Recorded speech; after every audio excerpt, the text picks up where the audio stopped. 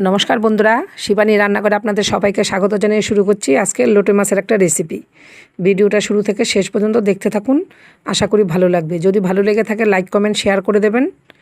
এখানে আলু কেটে লবণ আর হলুদ দিয়ে মেখে রেখেছি। এবার লোটে মাছটার মধ্যে দিয়ে দিলাম লবণ, হলুদ আর একটু কর্নফ্লাওয়ার, আর দিয়ে দেব লেবু রস।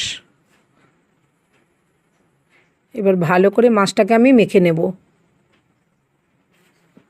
কড়াইতে দিয়ে দিলাম তেল, তেলটা গরম হয়ে গেছে। এবার আমি একটা একটা করে মাছ ভেজে নিচ্ছি। মাছটা আমি উল্টিয়ে দিচ্ছি, এক পিঠ হয়ে গেছে, আরেক পিঠ উল্টে দিচ্ছি।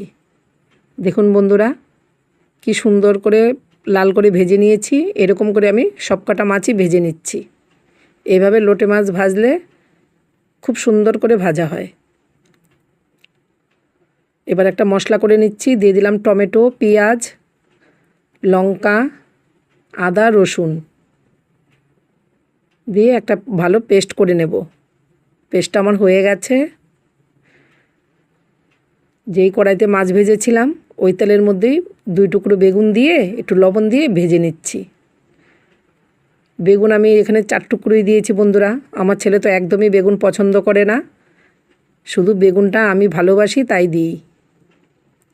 বেগুন ভাজা কাঁচা লঙ্কা দিয়ে গরম ভাত খুব ভালো লাগে। আমার মতো কার কার বেগুন ভাজা কাঁচা লঙ্কা গরম ভাতে ভালো লাগে আমাকে কমেন্ট করে জানাবেন বন্ধুরা। পাশের কড়াইতে আমি তেল দিয়ে দিয়েছি, একটু বেরেস্তা করে নেব। এদিকে বেরেস্তাটা আমার আস্তে করে হতে থাক। আমি চলে গেলাম পাশের কড়াইতে, আবার তেল দিয়ে দিলাম, কুচানো পেঁয়াজ আর দিয়ে দিলাম কেটে রাখা টমেটো। লবণ আর হলুদ দিয়ে ভালো করে টমেটো আর পেঁয়াজটা নরম করে ভেজে নেব। এদিকে বেরেস্তাটা একটু নেড়ে দিচ্ছি। পেস্ট করা মশলার মধ্যে কিছু গুঁড়ো মশলা দিয়ে দিচ্ছি, জিরে, ধনে, কাশ্মীরি লঙ্কার গুঁড়ো।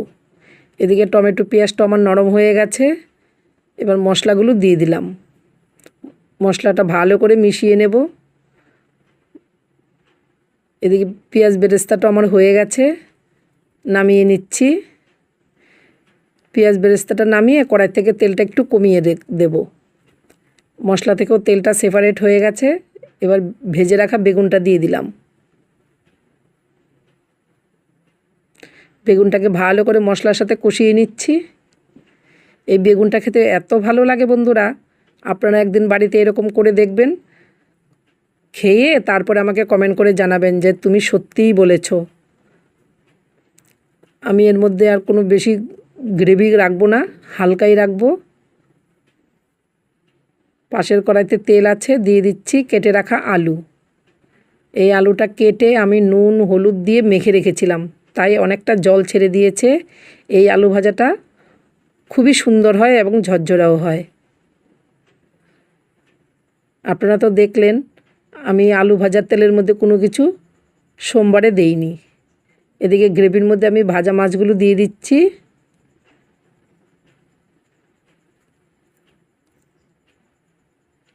আর উপর দিয়ে দিচ্ছি ধনেপাতা। আস্তে করে এরকম করে খুন্তিটা দিয়ে নিচ দিয়ে নেড়ে দেব, যাতে নিচে পুড়ে না যায়।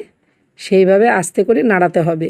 লোটে মাছ তো এমনিই নরম, তারপরে বেশি নাড়াচাড়া পড়লে সে আরও গলে যাবে। আর ভেজে রাখা বেরেস্তাটা আমি এরকম উপর দিয়ে দিচ্ছি। এটার কি নাম হবে আমি কিচ্ছু জানি না বন্ধুরা, আপনারা কে কী নামে দেবেন আমাকে কমেন্ট করে জানাবেন। এই দিকে আলুটা ভাজা আমার হয়েই এসছে। লবণ মেখে রাখলে এমনি আলুটা নরম হয়ে যায়। আর বাকি যে বেরেস্তাটা ছিল সেটাও আমি আলু ভাজায় দিয়ে দিলাম।